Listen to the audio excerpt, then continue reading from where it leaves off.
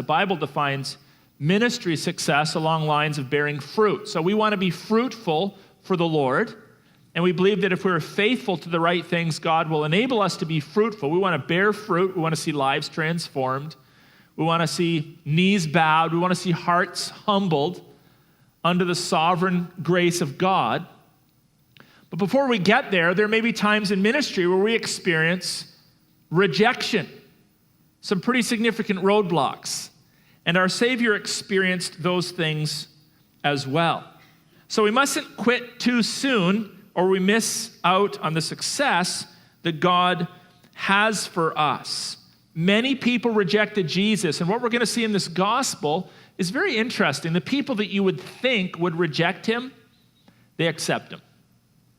The people that you would think would accept him, they reject him. The gospel is so topsy-turvy. There's always a surprise in it. It's the broken that are called. It's the broken that are humbled. It's the sinner that becomes the saint. And those that look saintly continue on in their sin. We see that in Jesus' ministry. So, strangely, be encouraged by this truth. Sometimes you'll be rejected in ministry.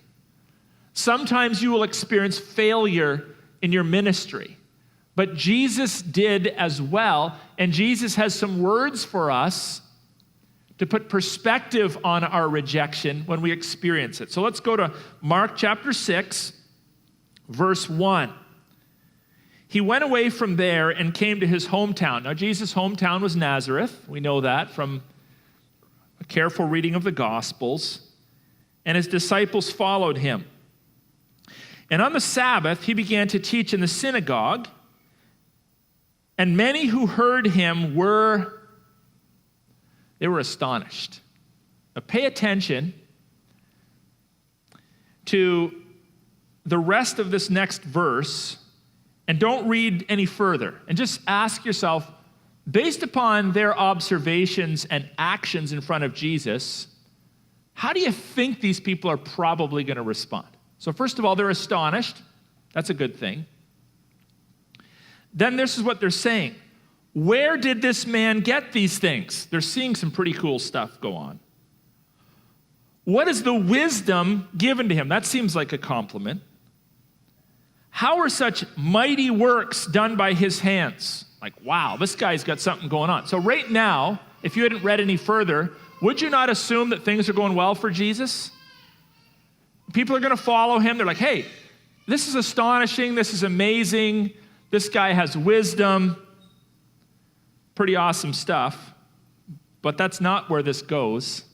Verse 3, is not this the carpenter, the son of Mary and brother of James and Joses and Judas and Simon?